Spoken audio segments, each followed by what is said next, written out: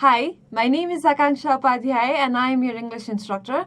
In today's class, we will be solving the exercise portion of Unit 1, which is making plans and expressing intentions.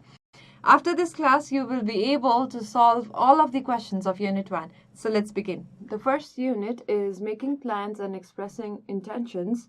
And in the chapter, we have 4 players, Luniba, Preeti, Lakshmikant and Rafi, who are young badminton players. They are in a closed camp participating for a tournament. But today they are free. They are together and making plans for today.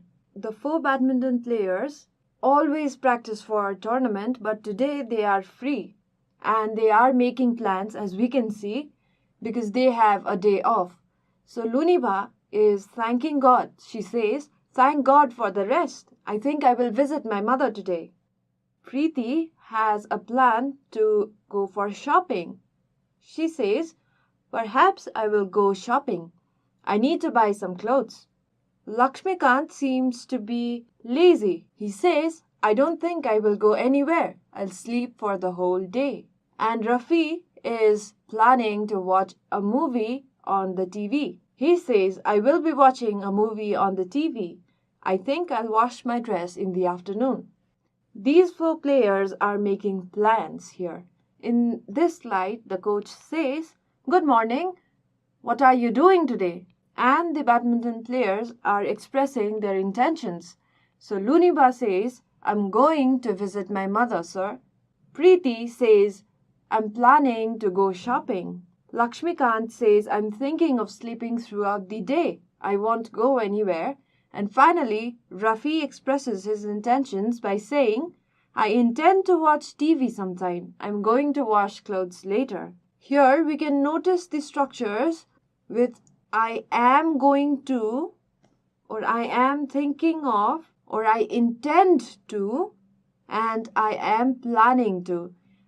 These structures show intention, whereas notice here that the structures "I will visit my mother" or "I'll sleep" are making plans. This structure is used for making plans. Now let's move towards the exercise. Read and answer. The first question is,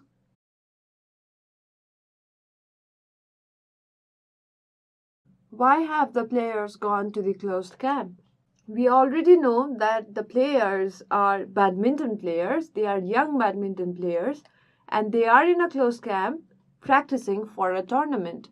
So the players have gone to the closed camp to practice for a tournament.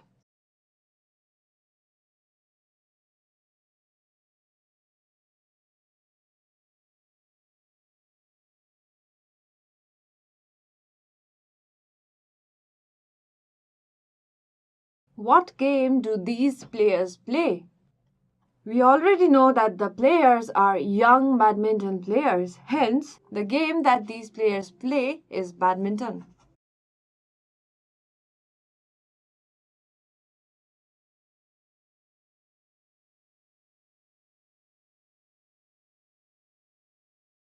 The third question is, what are the 2 girls going to do today? Now let's go back to the speech bubbles and then write the answer. So the 2 girls, one is Luniba and the other is Preeti. One girl is going to visit her mother today while the other is planning to go shopping. So let's write it down.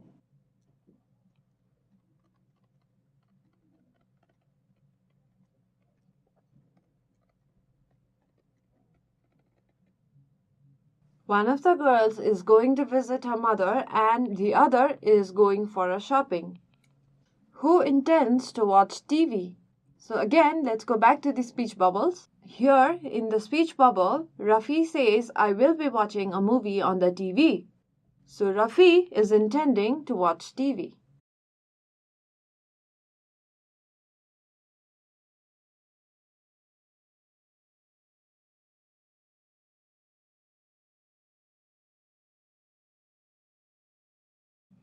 So the fifth question is, who seems to be too tired of the practice? How can you say so? Now let's go back to the speech bubbles. In the first bubble, Luniva says, thank God for the rest. We can easily say that Luniba is too tired of the practice because as soon as she heard or she knew about a day off, she started thanking God for the rest. So Luniba seems to be too tired of the practice because she is thanking God for the rest she got. Let's write it down.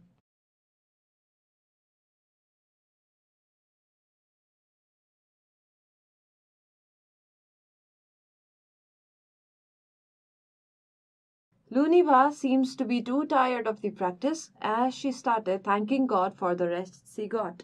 And the final question is,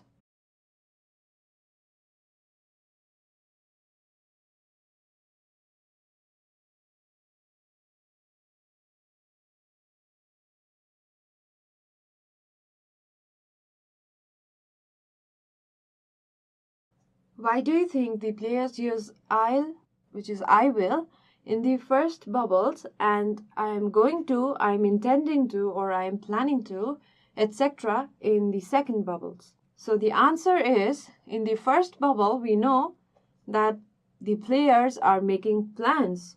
Hence, they are using the structure I will or I'll, whereas in the second bubbles, they are expressing intentions. Hence, they use the structure I'm going to, I'm intending to, or I'm planning to. Let's write it down.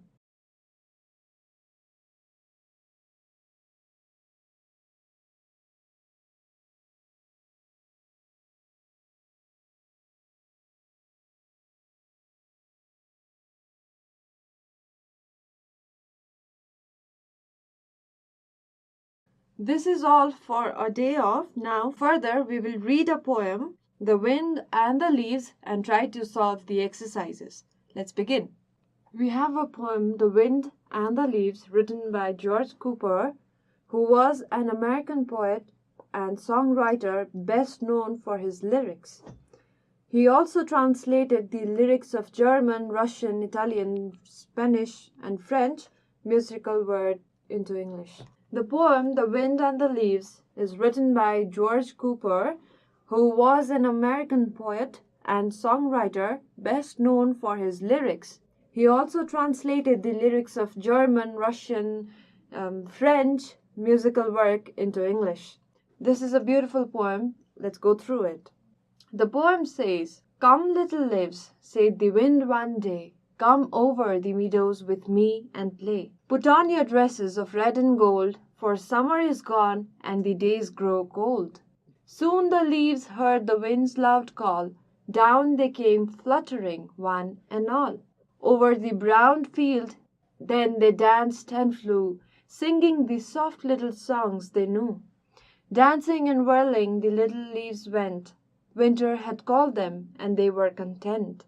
Soon, fast asleep on the earthy beds, the snow laid a coverlet over their heads. The first exercise is to read and match. After reading the poem, we need to match the words under column A with those under column B. Let's match the words under column A with those under column B. So the first word is meadow. What does meadow mean? Let's go back to the poem. Here we have, "Come, little leaves," said the wind one day, "come over the meadows with me and play." So the wind is asking the leaves to come down and play with me over the meadows. So here, meadow can't be a bedspread because the wind does not call leaves over the bedspread. Meadows can be grassland because we play in a grassland. So we play over the grassland, and the wind is asking the leaves to come over the meadows and play with it. So meadow is grassland. Fluttering. Fluttering again can't be a bedspread. Can't again be a bedspread. And grassland is already taken by meadow. Moving forward, we have moving lightly and quickly. Now let's see in the phrase if it matches with moving lightly and quickly. Soon the leaves heard the wind's loud call. Down they came fluttering, one and all. So the leaves can come down, moving lightly and quickly. So it perfectly matches with point 2 under column A, which is fluttering. Now content. Again, let's go back to the poem. Here we can see, dancing and whirling, the little leaves went. Winter had called them and they were content. Now here, content means satisfied. And we exactly have satisfied here. The options left are bedspread and satisfied. And bedspread cannot be the right option for content, because content means satisfied. And finally, coverlet is a bedspread. So here we have matched meadow with grassland, fluttering with moving lightly and quickly, content with satisfied, and coverlet with a bedspread. Great. Now let's read and answer. What did the wind ask the leaves to do? Let's go back to the poem. Come little leaves, said the wind one day, come over the meadows with me and play. So we have the answer in the first phrase, where the wind is asking the leaves to come over the meadows and play with it. So the wind asks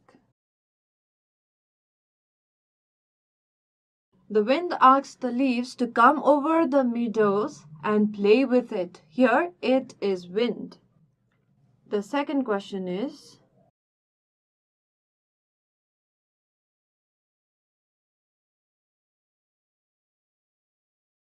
how do leaves look when they are old and ready to drop? Here we have, put on your dresses of red and gold, for summer is gone and the days grow cold. So when the leaves are ready to drop, that's in the winter, they become red and gold. That's right.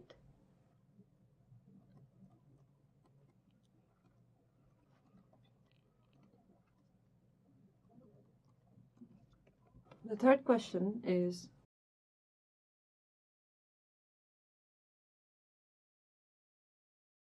why were the leaves so satisfied to come down? Again, let's go back to the poem. Dancing and whirling, the little leaves went. Winter had called them and they were content. Because the leaves danced and whirled, and also because winter had called them, they were content.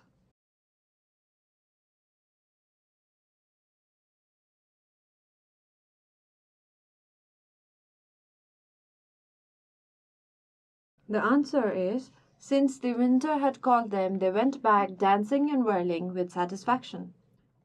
And the final question is,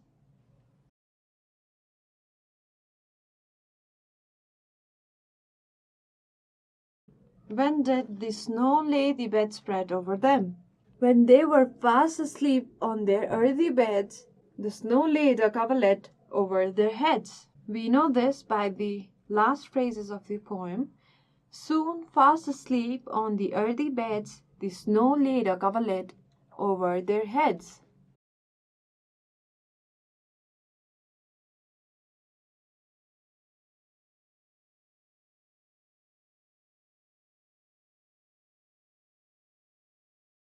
When the leaves were fast asleep on their earthy beds, the snow laid the bedspread over them. The last portion of the exercise is to find the words that rhyme with the following words: day, cold, all, flew, and beds. So by reading the poem, we already know that day perfectly rhymes with play. Cold with gold. Remember the color of the leaves, the red and gold. All with call. Flew with new, and beds with heads. So this is all for today's class. If you have any questions, any suggestions, or anything that you wish to share with us, please feel free to write to us at learning@deerwalk.edu.np. Thanks for watching.